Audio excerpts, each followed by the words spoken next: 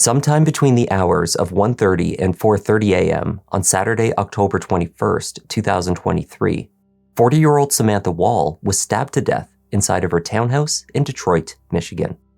A neighbor discovered Sam lying on a walkway outside of her home later that morning, where she had managed to crawl out to seek help before succumbing to her injuries. The investigation would find that at least one other identifiable person had been outside of Sam's townhouse that night. The question was whether they had found the killer or simply a reluctant witness. Hi there, I'm Kevin and welcome to Just Thought Lounge. Today's case is complicated. It is either an example of exceptional and thorough investigative work or a failure of the justice system. It may be both. Let's take a look.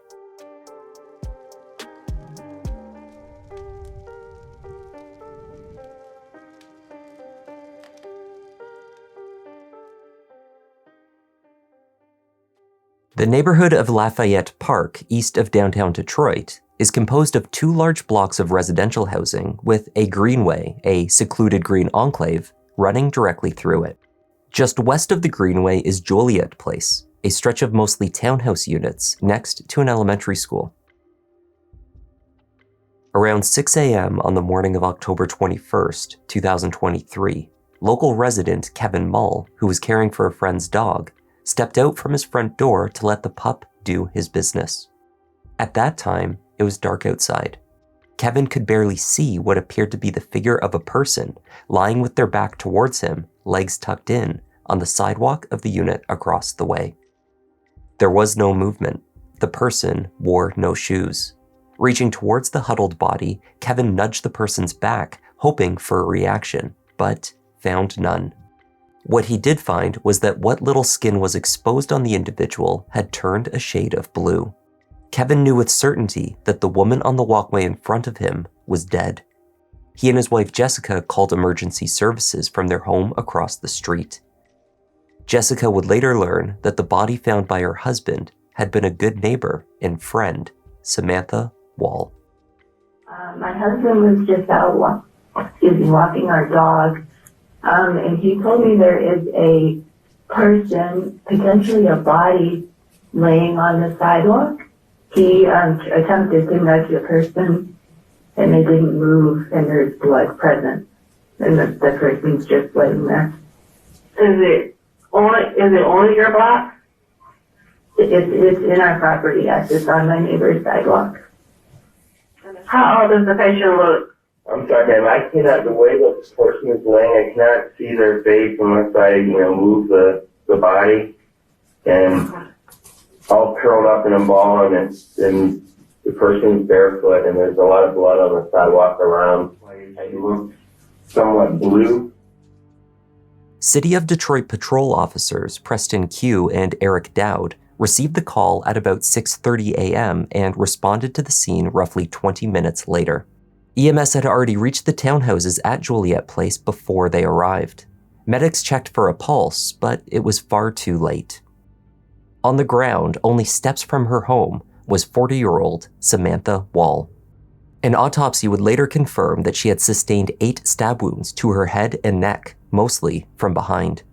Detective Darren Zhu followed a trail of blood from the sidewalk where Kevin had found her, leading back to Sam's front door, which sat open. From the state of the ground floor, it was obvious that the altercation that had led to Sam's death took place inside of the townhouse. The living room was in a state of disorder. A pool of red in the entrance hallway marked a location where she had likely collapsed and perhaps laid for a time. In the kitchen, a fruit bowl had been knocked to the floor, suggesting that this room had been the location of some part of the struggle. Despite stains on the stairwell leading to the basement, the lower level was not deemed part of the crime scene.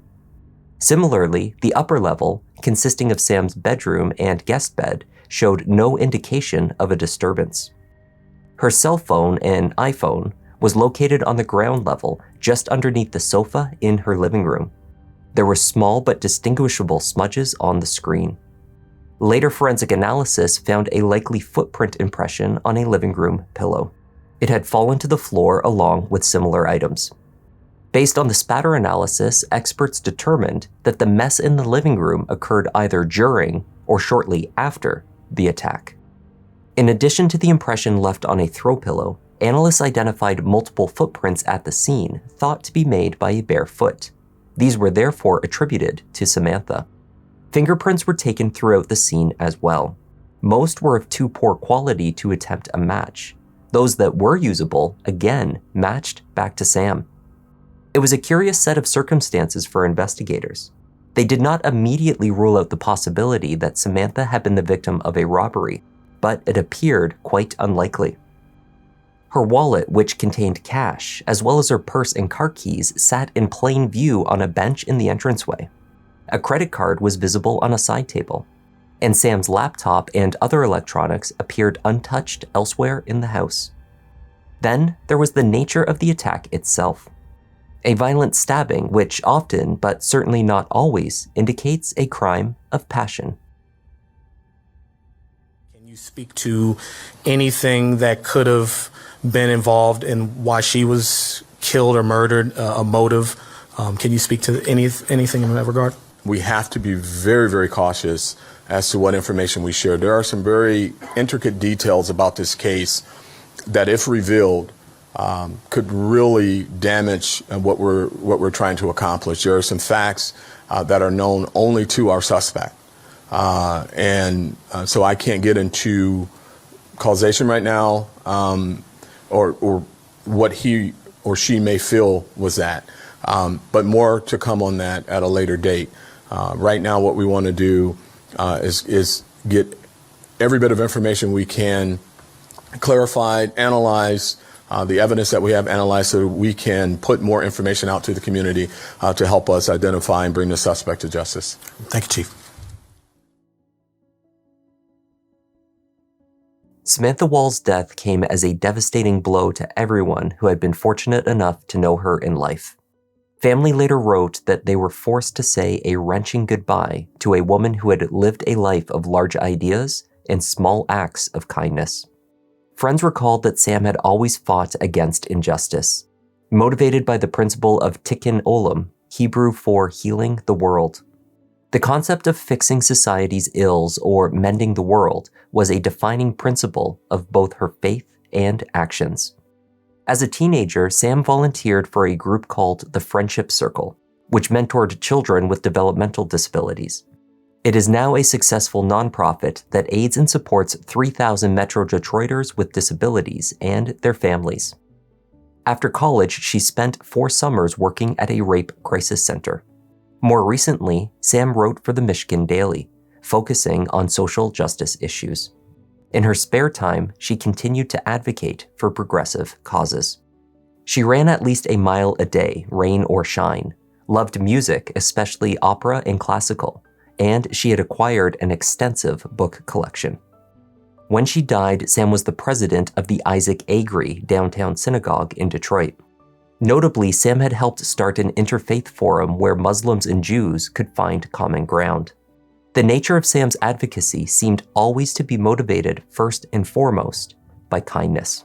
She truly believed in repairing the world around her, making the world a better place. And in her 40 years, Detroit is better, the world is better because Sam Woll was in it. So she'll be missed. The night before she was discovered, Sam had attended a friend's wedding not far from her home. Guests at the occasion recalled that she was in good spirits. They reported no suspicious activity. Sam's phone data showed her driving home from the wedding at 12:30 a.m. Security cameras from the nearby primary school, Chrysler Elementary, captured a portion of the parking lot next to the townhouses. The camera showed a vehicle entering the lot at the same time as Sam's phone GPS data. The sensor on the front door of her house was activated 1 minute later. Sam had returned home safely. The ADT home security system showed movement in the living room from 12:32 a.m. onwards for roughly 1 hour. The back door opened for a time, likely for a quick vape, said friends, and was later closed and locked. The outfit that Samantha wore to the wedding was left out on her bed upstairs. Her last text message, a smiley emoji sent to a friend, was sent at 1:01 a.m. Other activity on the device, the opening and closing of applications, continued to just after 1:30. Movement inside the townhouse ceased at 1:24. At that time, the system went into idle mode, indicating that nothing had triggered a sensor in the preceding 2 to 3 minutes. If Sam had laid down at that time and remained motionless, perhaps while on her phone, the system would have logged 0 movement inside the living room. The next time a sensor was triggered was at 4:20 a.m., when movement was captured very briefly, also in the living room. The system went back into idle mode only 2 minutes after that at 4:22. There were no sensors in the front hallway, except the one that tracked the opening and closing of her front door. Testing was undertaken weeks later, assisted by the knowledge of ADT experts. These tests determined that the system was in working order and that the sensors were accurate within 12 seconds of real time. Until the police arrived at 6:30 that morning, the sensor on Samantha's front door showed that it had never been properly closed or locked after she had returned home at 12:31. Therefore, this sensor gave no indication as to when the killer entered. The front door had been open all night. James Griffune, resident of Lafayette, awoke around 1:20 a.m. on the night of October 21st to whimpers from his new puppy. Wandering out into the darkness with his pup, James heard voices calling out, yelling, chanting perhaps. He was unable to discern the words. The structure of the neighborhood, according to James, with the buildings surrounding each other, created a kind of echo effect. Anyone who stood in the grassy center at ground level would have difficulty determining the direction of external noises. Even the sound of crowds cheering from Comerica Park to the west could seem as though it emanated from the east, James said. The day after Sam was found, James told law enforcement what he had heard and when he had heard it, though his description was unfortunately ambiguous. The only thing that he could definitively say was that he had heard voices in the night. Maybe it was nothing. Maybe he had heard the chanting of casino workers that were striking a few streets over. Or perhaps he had heard something relevant to the investigation into the murder of a beloved neighbor. James told Michigan State Police that he felt guilty for not reporting what he had heard much earlier. She was killed, but if she was killed much later, then I just heard the striking workers, and I'm wasting your time. After the scream, how much longer did you stay outside? A couple of minutes, and again, it wasn't like I felt like incredible guilt. Just the last 24 hours, like I really would have gone down there, but I didn't. Like I'm that callous, I guess, at this point. Like it didn't sound to me like I never heard the word help or anything like that, and having been down here for as long as we have, I felt callous, like it's not my problem. And I've been feeling shitty about that for 24 hours or more. James was able to offer an exact time frame in which he heard the voices. His Garmin watch tracked everything, including his sleep patterns and the time that he had awoken to walk his puppy. The watch showed James was awake at 1:21 a.m. and tracked him walking outside for the following 6 minutes. This time period overlapped with when Sam's security system logged its last activity before going into idle mode for the first time that night at 1:24 a.m. Investigators sought leads in the case by scrutinizing every angle, including, of course, Sam Woll's personal life. The beautiful and determined 40-year-old had an active dating life, but not a particularly scandalous one. A serious relationship with ex-boyfriend Jeffrey Herbstman had blossomed from a friendship after the two had met through their synagogue 5 years earlier. They began dating in the summer of 2022 and were together for nearly a year. According to Jeff, as well as other friends of Sam's, the two split amicably in July 2023. They were no longer in regular communication with each other following the split, but had remained on good terms. Weeks passed as detectives tore through mounds of digital evidence, primarily the cameras from the school as well as others from the surrounding area, hopeful that they would spot something suspicious. However, before such a discovery could be made, in early November, the investigation saw a shocking development. Someone who had already been dismissed as a person of interest seemingly confessed. From the parking lot of a Sheraton hotel in Kalamazoo, Jeffrey Herbstman called 911. I'm having a full panic attack. I think I need to see a psychiatrist. Do you want me to send the ambulance up to you? Yes, please. I can't do it myself.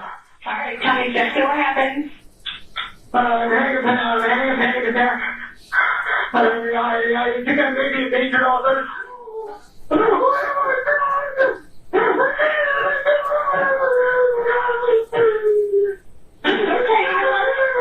Listen to me. Try breathing in and blow out.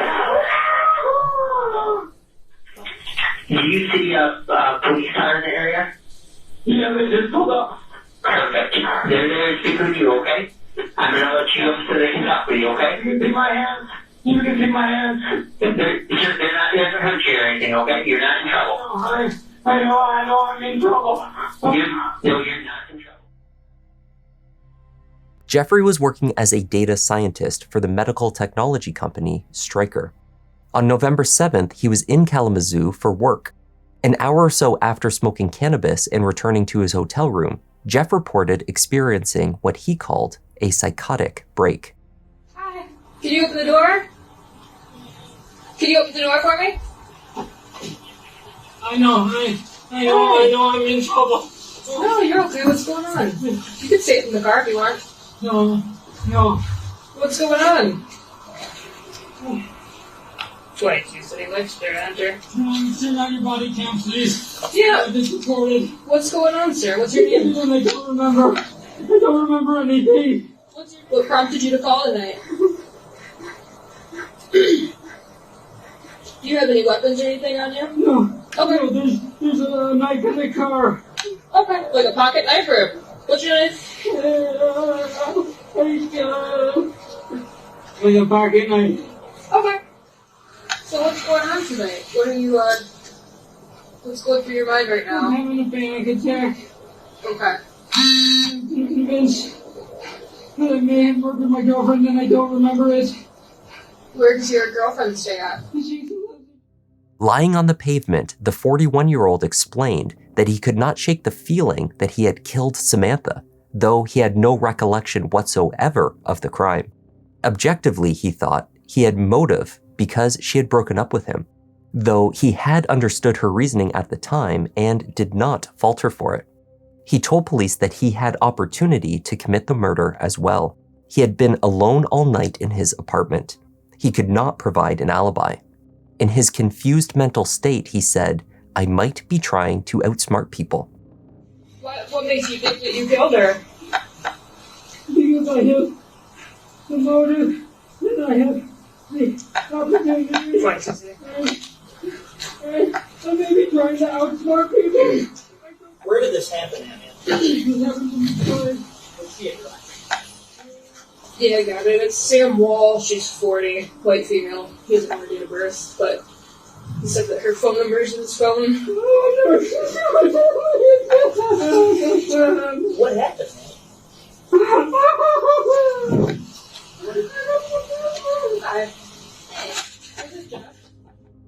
At the station, Jeff called his parents. They had asked around for an attorney should he need one, and he now found himself in just such a situation. Hi, Mom. Jeff. This is Jeff. Hi, Jeffrey. Where are you? I had a panic attack and ended up in the Kalamazoo police station. Okay. If you could please contact that attorney for me. Okay. Well, Jeffrey, do you need medical assistance right now?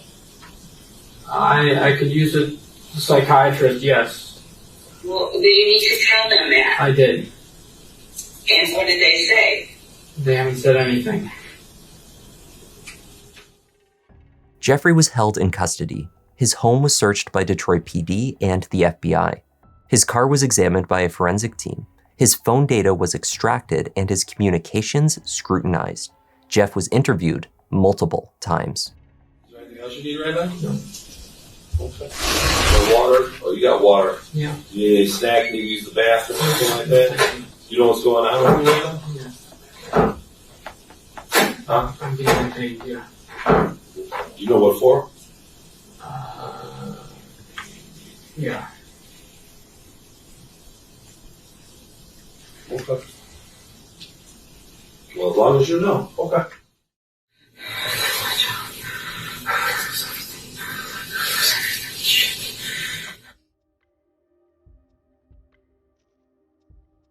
What investigators found was that Jeff was exactly where he had originally claimed to have been on the night that Sam was killed, in his apartment, alone. There was not a spot of blood, DNA, or other physical evidence linking him to the crime scene. Cameras in the area did not show him driving into or exiting the area of Sam's building. Jeff was suffering from depression, a condition that he had sought treatment for in the final months of his relationship with Sam. At that time, he underwent 3 months of transcranial magnetic stimulation, as he referenced between incoherent cries to the Kalamazoo police. You think that you may have killed her? I think they're having some kind of psychotic break. Okay. Doing transcranial magnetic stimulation. He had got him down, he has no weapons. He just crawled out of his car into this position. He's from Detroit and says that he may have killed his girlfriend. This treatment having failed, his medication was adjusted. On November 7th, Jeff was on day 2 of a double dosage of Auvelity prescribed to him by his doctor. The antidepressant comes with the potential for significant adverse side effects. These include panic attacks and delusions. Investigators determined that his reaction to the high dosage of the drug, coupled with the grief of losing a woman that he loved, were the cause of his episode, as well as his false confession. Jeff Herbstman did not kill Sam Woll. He was released from custody. They were back to square one. We do want justice. We don't want them to arrest someone who didn't do it. So, there's something about our justice system that it's thorough. And so is it ups and downs and it's frustrating, but I'm glad they're being careful and they're doing what they can do. Based on the state of Sam's living room as well as her phone activity, Detroit police believed that she had fallen asleep on her couch when the system went into the idle mode at 1:24 a.m. They determined, therefore, that the second motion capture a few hours later, at 4:20, marked the time of the murder. So when officers tasked with reviewing security camera footage from the area spotted an unidentified male figure in the parking lot outside of Sam's building at 4 a.m., they believed they had a strong lead. Few people were spotted on the cameras in the neighborhood throughout the night, which made this figure at 4 a.m. of particular interest. No other sightings were made in close proximity to the suspected time that the crime took place. They were able to track this individual's movements across the city by utilizing private security camera footage. What they found was that the man had first passed through Lafayette at around 2 a.m., only to circle back to Joliet Place at about 4 o'clock. Along the way, the individual was routinely caught trying to open the doors of vehicles. When he was able to, the suspect leaned inside and removed items. Digital analysts tracked the figure back to his originating address, at the Alexandrine apartment complex, the location that he also returned to after roughly 5 hours of walking the city streets. Based on this abundance of video evidence, investigators reached out to T-Mobile, requesting that the cellular provider cross-reference their client's location data with the time and location of the crime. They aligned each cellular match to the area where the figure was caught on camera. Investigators were able to narrow down the name of the individual who had been in the parking lot at 2 a.m. and again 2 hours later. Michael Jackson-Bolanos was the manager at a Detroit cafe and produced music in his free time. His girlfriend, a woman named Tierra White, lived at the Alexandrine Apartments in Midtown. Michael also had a history of vehicle theft. Although sections of the footage is grainy, some of it nearly impossible to view without enhancements from specialist equipment, portions clearly showed Michael trying to open car doors, leaning into vehicles, and occasionally removing items. In doing so, he inadvertently did the police reviewing the poor quality recordings a favor by giving them a distinct item to view and track. At 3:05 a.m. at the White and McDougal intersection, Michael took a white bag from inside a vehicle, subsequently carrying it with him at his side for hours afterwards. Though he dressed all in black, the bag was a visible indicator linking his movements from camera to camera. From Spinnaker Lane, where he climbed a wall into a restricted parking area, to Jefferson, where he is clearly seen carrying the bag, and then to East Lafayette, where he walked in front of a vehicle carrying a light object. That vehicle, a white SUV, was found on the morning of October 21st to have a flat tire.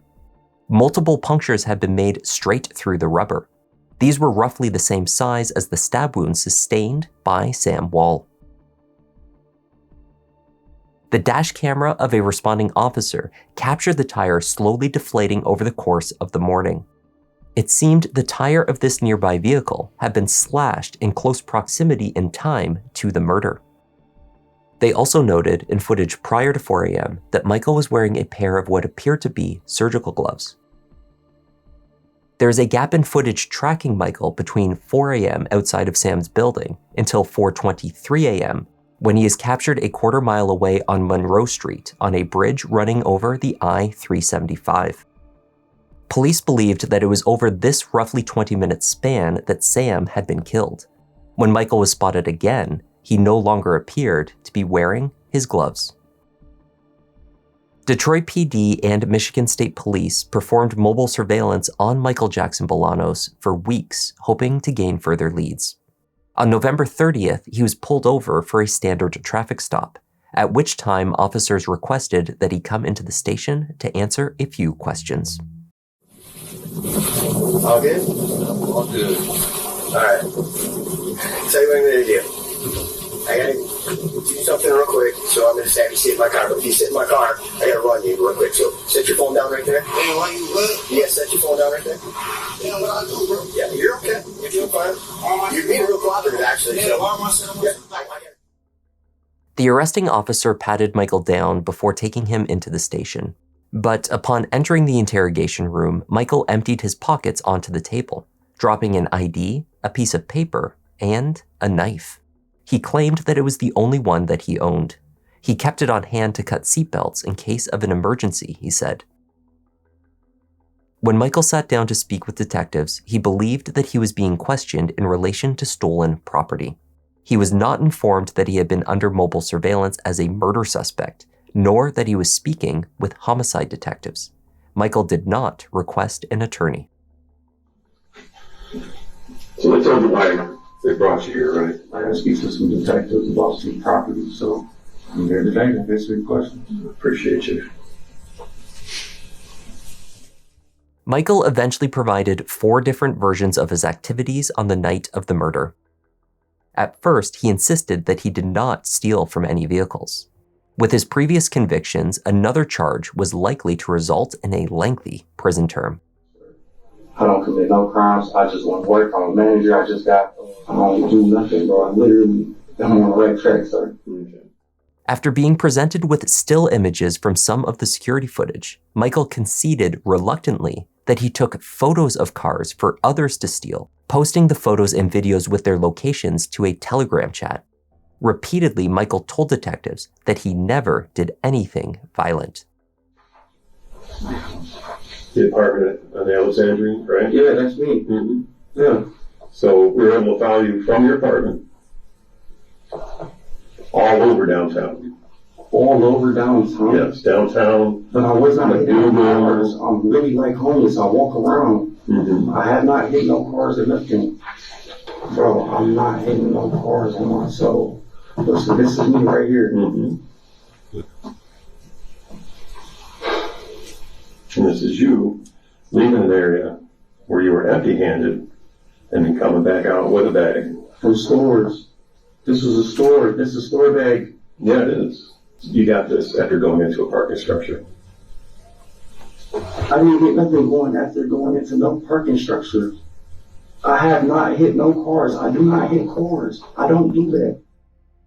Crucially, on multiple occasions, Michael stated that he did not encounter anything out of the ordinary when wandering the city on the night of October 21st. Had he been a potential witness to Samantha Woll's murder, seen or heard anything relevant while he was near to the building, he was not saying. When you're over there, do you see anything out of the way or anything out of normal? I didn't see nothing out of the way or normal. Okay. You guys say like I'm just hitting cars or whatever. I'm not doing nothing out the normal. I didn't see nothing. So, there was an incident in one of the condos, right? What incident? It was somebody got into it with somebody in one of the condos. I didn't get into it with nobody in no condos. I don't have no interaction with nobody.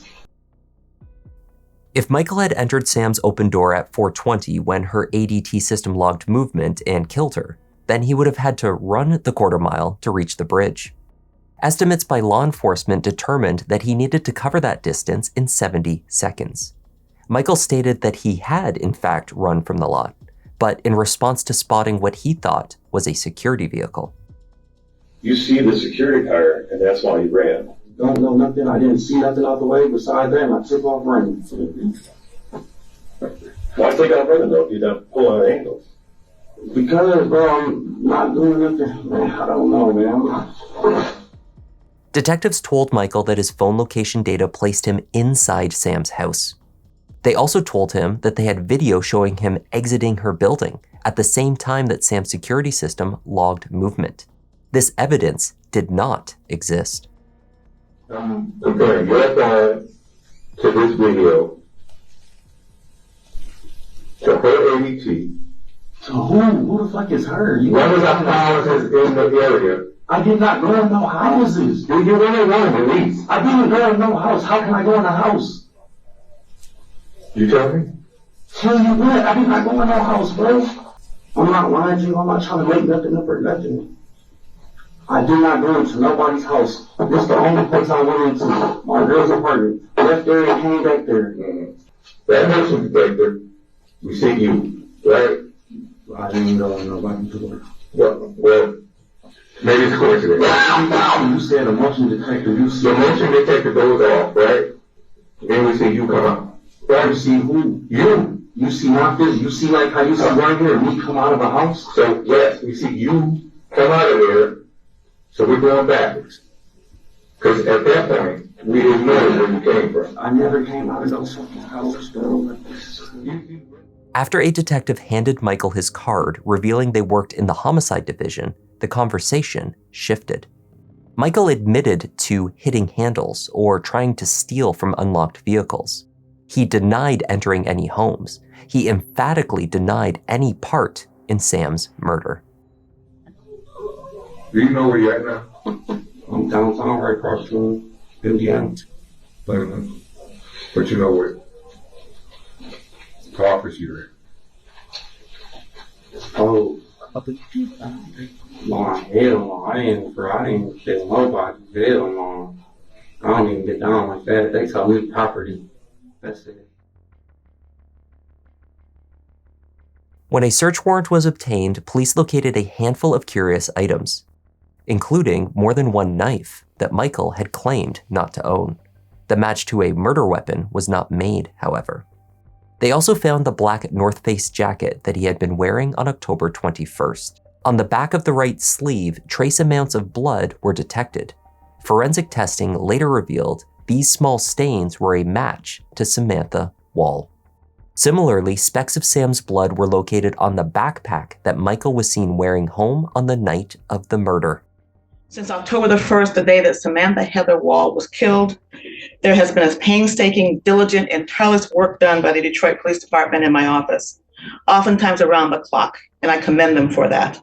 Every known lead, possible suspect, forensic submissions, and other investigative tools were employed and deployed consistently by the Detroit Police Department. So today I'm going to announce these charges.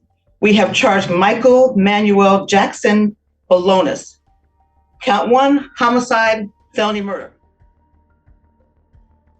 In July of 2024, 29-year-old Michael Jackson-Bolanos went to trial for first-degree murder, home invasion, and lying to a peace officer. The defense poked holes across the prosecution's theory of the crime. Defense attorney Brian Brown argued that the murder had to have been a crime of passion. Sam was found with bruising around the eye, forehead, elbows, and knees.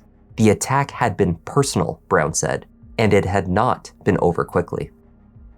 The defense also played a recording from earlier in the night from Chrysler Elementary's security camera, which showed a man running in the parking lot just before 1:30 a.m. That man was never identified. She was stabbed 8 times. In the neck, in the back of the head, in the back of the neck. To me, that would indicate a crime of passion. This wasn't just some random person walking into her house trying to steal anything. Brown argued that the proposed timeline was impossible. Based on the disturbance at the scene, stretching from the kitchen where he speculated that the altercation began, through the living room and into the hallway, there was no way that whoever stabbed Sam had entered and left the house in under a minute, as indicated by the ADT system. The attack must have occurred within an hour of her return home, he said. The highest concentration of blood at the scene was by the front entrance. Brown posited that Sam had passed out in the hallway for a period of a few hours before regaining consciousness. He identified outlines in the blood that could have been footprints pointing away from the entryway. Sam may have awoken in the hallway and sought out her phone in the living room. Perhaps she was unable to locate it or properly use it. This movement would have set off the living room sensor at 4:20 a.m. before she crawled outside to seek help, ultimately collapsing where she was found by Kevin Mull at 6 a.m. Now the prosecutor wants you to believe that allegedly my client went in there at 4:20, stabbed her 8 times, tussled with her from room to room, and then there's no more the system went into idle mode at 4:22. Ladies and gentlemen of the jury, after all the evidence is submitted, we want you to use your logic and reasoning skills to realize that the time frame that they say that this happened in is virtually impossible. Virtually impossible for him to come in there and stab her that many times, beat her up in less than a minute, and then he's seen on camera at 4:23, not 4:24, at 4:23 walking in front of Greektown Casino, walking towards individuals who were outside. If the murder took place earlier in the night, the killer could not be Michael Jackson-Bolanos. The defense argued that Jeffrey Herbstman was the likely killer. He had an ex-boyfriend. And you will hear testimony from him, as indicated by the prosecutor, a Jeff Herbstman, who called the police in a guilt-stricken situation where he indicated that he thought he had killed her. In support of the alternative timeline, the defense pointed to neighborhood resident and witness James Griffoon, who had heard loud voices around 1:30 a.m. James described the noises as repetitive and not distressing. He very likely heard striking casino workers from a few blocks over, but he could not be certain. 1:30 or around 1:30 in the morning, and that at that time I didn't hear anything that would indicate a murder was happening. I didn't hear screaming or anything like that. The neighborhood was quiet, but that I did hear that sound, and I didn't know if the police would be interested in hearing about a amplified voice coming from bouncing off the bill. I had no idea, but I wanted to give the police as much information as I could, just to see if it wasn't my job to put together the information. I just wanted to give them what information I had about being out at that time. And it was calm and I would say bored. There was an element of it that was don't go to the casino, kind of that kind of a thing. It sounded repetitive. And could you hear the words from the voice? Any words made out? I honestly, I can't say that I did. I might have been able to guess what some of the words, but I don't want to guess up here on the stand about anything specifically. Did it sound like there was a violent confrontation happening? Not in the slightest. Now, at some Jeffrey Herbstman described to the jury in detail what had occurred on the night of his 911 call. He had returned to his hotel room in Kalamazoo and began listening to a podcast when his mind began racing and his thoughts became distressing. I began to feel abnormal while listening to the podcast. My thoughts began racing. They soon became what I would describe as uncontrollable, that I couldn't stop worrying about things. Initially it was work related. I couldn't stop worrying about that I had brought the wrong clothes to work, that I wasn't going to make a good impression. I was worrying about having to meet with the director of the program, and then my thoughts began to focus around Sam's death, and what specifically, what sort of direction did your thoughts go in with regard to Sam? I began to believe that I was responsible for her death, that I had somehow killed her and didn't remember doing it, and I couldn't shake that feeling, and it was disturbing to the extreme. So do you still have those thoughts today? No. Did you actually do anything to try to outsmart the police or anything like that? No, I tried to be as helpful as possible for the police. Friends of Sam's testified that her breakup with Jeff was unexceptional. The two had cared for each other deeply, but had not been a great fit as a couple. Sam had never expressed any concerns relating to his behavior. Jeff had never shown any violent tendencies. Sam and others who knew Jeff had never questioned his good character. What did you try to change? I tried to call her more. She wanted more physical touching, so I tried that. I brought her flowers. I apologized. And she rejected all of that. Despite you doing all of those different actions, she still rejected you, didn't she? I think reject is a strong word. She didn't embrace you back into her arms and y'all lived happy ever after. That didn't happen, did it? We did get back together, but ultimately she broke up with you again, correct? Yes.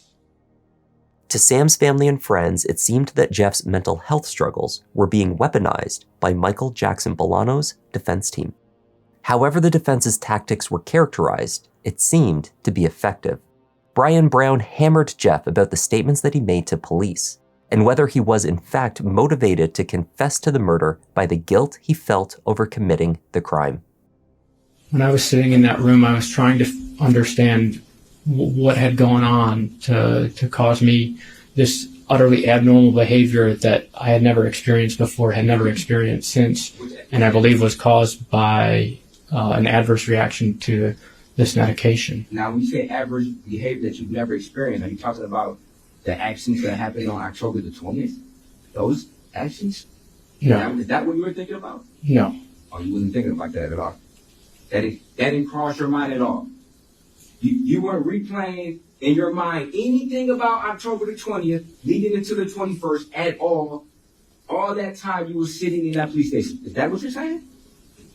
You didn't think about it at all? Again, if you listen to that tape, I have zero recollection of anything that happened related to those events. Would you consider yourself an honest person? Yes. Okay. Do you always just make things up that didn't happen? No. Okay. So you're saying that this is the only time that you can remember that you made up something? This is the only time that I was having an adverse reaction to a medication. Michael Jackson-Bolanos took the stand in his defense. He admitted lying to police repeatedly about stealing from cars on the night of the murder. He acknowledged that the video evidence, in conjunction with his phone data, more or less tracked his movements accurately across the city. But he maintained that he'd never entered anyone's home.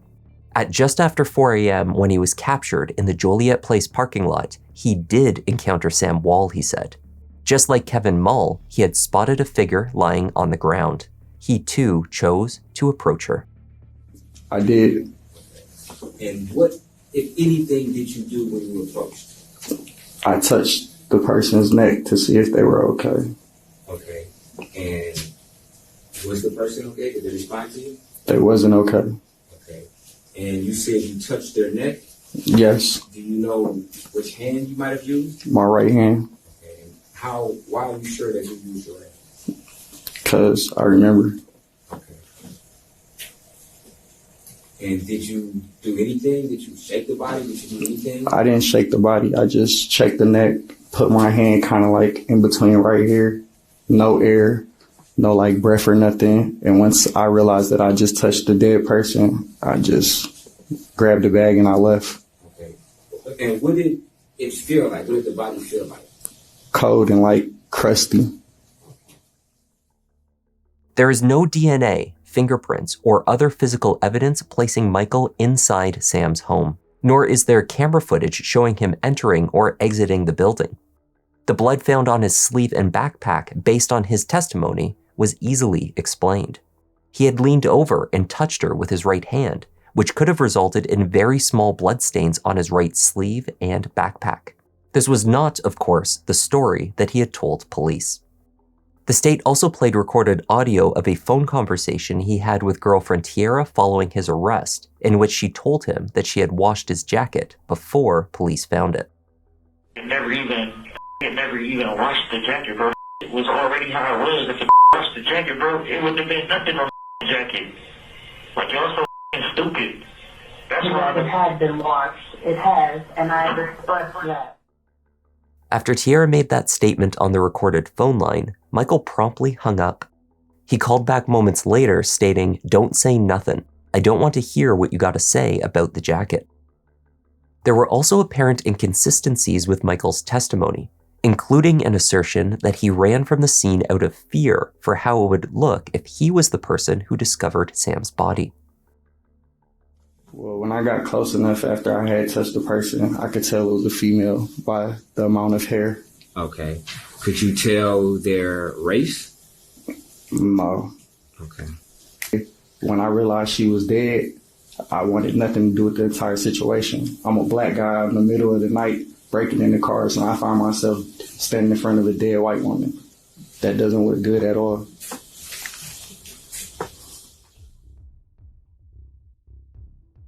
Michael also testified that Sam was cold to the touch. The state was quick to point out that if the defense theory was correct and Sam had set off the living room sensor herself at 4:20 after spending a period of time unconscious, it was impossible for her to be cold 1 minute later. So you walk over to the person and you said that they were cold to the touch? And crusty, yes. Right. You're sure about that? They were cold to the touch? They were cold, yes, I'm sure about that. I touched them with my bare hand. With your bare hand? Yes. When did you take your gloves off? Before I had even got back to that parking lot. When I had jumped down from the wall, one of the gloves were ripped, so as I was walking, I just discarded them. During the period of time that the defense argued Sam was attacked, she was repeatedly shown to be using her iPhone. The phone was unlocked at 1:03 to access Instagram, Facebook, and other applications. This activity lasted for nearly 10 minutes. The phone was again unlocked and in use until 1:22. 2 minutes later, with no movement detected inside the house, the ADT system went to idle. Sam's iPhone, however, accessed Netflix 5 minutes later, and the orientation shifted to landscape. The state argued that the most logical explanation was that she was on the couch, motionless and watching a video, and not, as the defense suggested, in an extended struggle for her life at that time. The entirety of the circumstances of Samantha Woll's death are consistent with this idea that this was an extremely quick killing and he got the heck out of there. They want to inject this idea that this was some kind of premeditated attack by one of her dating interests, one of her ex-boyfriends who left his phone at home, manages to elude and cloak himself and not be discovered on any video that night in the surrounding area. And then after this premeditated entering her house to kill her, doesn't even finish her off, allows her to stumble outside. That theory makes no sense. This idea that he comes up with for trial, this theory that Samantha Woll was stabbed and somehow was able to log into Netflix, that she passed out for 3 hours from these severe wounds to her neck, and then just was able to get up and walk around, just happened to be right at the moment when the defendant was out there, and yet her body is cold to the touch, even though she's still alive. This theory is his lotto ticket. Do not cash it for him. Do not cash it for him. The defense placed emphasis on what Brian Brown characterized as the changing testimony of neighbor James, who could have heard the murder taking place. Said he went outside around 1:20ish to walk his dog. He says he routinely goes out there around 12:30. This particular night was an hour later. He heard a very distinction of a woman originally screaming, saying, don't hit me no more. Don't stab me. A direction from the Joliet area. He never said anything about sound bouncing off of buildings. He never said anything about thinking it was somebody striking. Questions were also raised about the footprint analysis, or lack thereof, which could have identified the print left on the throw pillow. There was never a match made to Michael Jackson-Bolanos. And the explanation provided by the state for the slashed tire was speculative. They argued that Michael stabbed the tire with his knife as practice, in preparation for entering Sam's townhouse, having spotted her open front door. That doesn't even make sense. Were they trying to say he was just a slasher? He's Jason? He's Freddy? Say he was just in a slashing mood? Say that he was practicing? That's absurd. Say he was practicing to see if his knife was sharp enough. So he's saying that, I'm about to go into somebody's house that I don't know they're in there, because he's saying that Samantha surprised him. So if the person doesn't know that an individual is in a house, why would they practice stabbing some tires to see if their knife was sharp enough to kill somebody? That just doesn't even make sense. That just defies all logic and common sense, that particular theory. It just doesn't make any sense at all. The blood specks on the back of the right sleeve could have been caused by a stabbing motion, but the defense said these were in a location consistent with Michael's testimony of reaching over Sam to check on her. Finally, there remained the allegations against Jeff Herbstman. This, despite a thorough investigation that concluded he gave false statements and had nothing to do with Sam's murder. If you're going to stand up in court and make serious accusations about somebody, accuse that person of murder, you should have serious evidence to back it up. And I'm not saying at all in any way, shape, or form that they have any burden in this case. They don't. But I'm just saying that we are accusing the defendant of murder, and we backed it up with serious evidence, evidence that you saw on full display over the last month. This is not serious evidence. The accusations they've made against Jeff Herbstman are unsupported. They're unremarkable. The trial lasted roughly 6 weeks. After 23 hours of deliberations over 5 days, the jury returned, but they had only managed to reach a partial verdict. In the case of the people of the state of Michigan versus Michael Manuel Jackson-Bolanos, Mr. Foreperson, will you please read the verdict form as marked as to count 1, first-degree felony murder? Deadlocked. As to count 2, first-degree premeditated murder? Not guilty. As to count 3, home invasion first degree? Deadlocked. The only count on which Michael was convicted was lying to police. The jury could not decide whether he had entered the house, nor if he had committed felony murder. He was acquitted of first-degree premeditated murder. The jury foreperson later told the media that the divide in the jury room was split almost 50-50 on the deadlocked charges. There was no way they would have reached an agreement. How many votes were taken? Multiple votes a day. You said about a dozen. Probably more than a dozen. More than a dozen. How close was it at the end for guilty, not guilty? I mean, I don't necessarily want to get into the exacts of it, but I mean, it was closer to 50-50 because of the holes in the case. We all had to try to figure out like what made sense to us.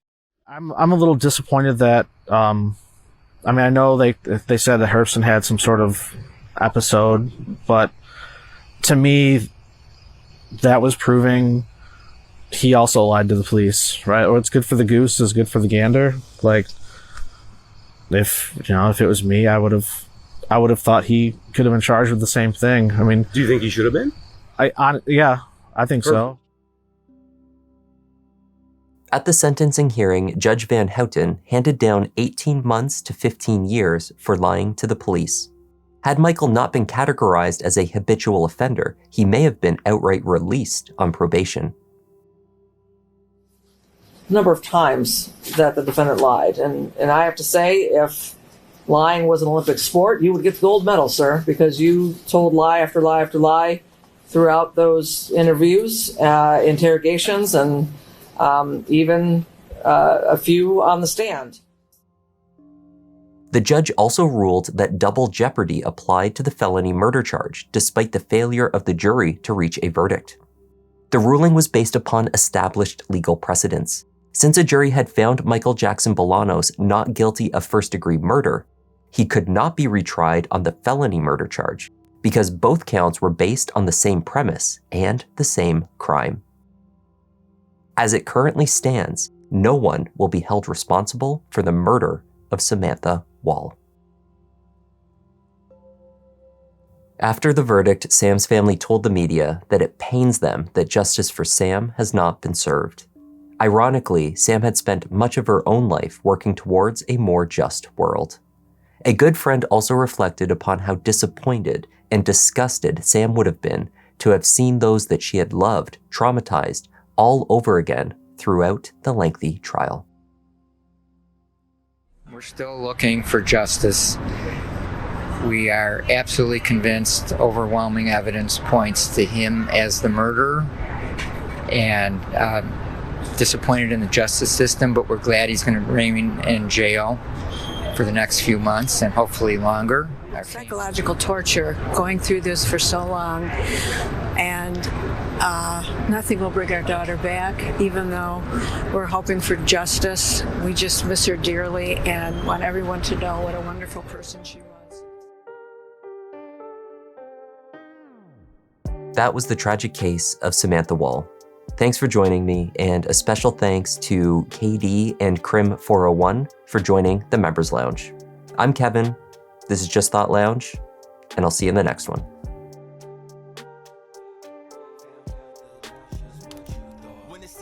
Tell me who the scream saves, I can hear the cries repeat. Gotta take my time, cause these crimes get deep, but these stories can't hide, let me find my seat. Kevin, go ahead and settle in. Gotta be selective, doing all the research, keeping it objective. Always been effective, can say he got a knack. Pick of the litter, you see how Newton got his back. Yeah, the content that you need, this could be a new sign. We talk in the comments, they jot in a few lines. Tune in and hit like, love that, it's too kind. Feels like the whole world is online for true crime.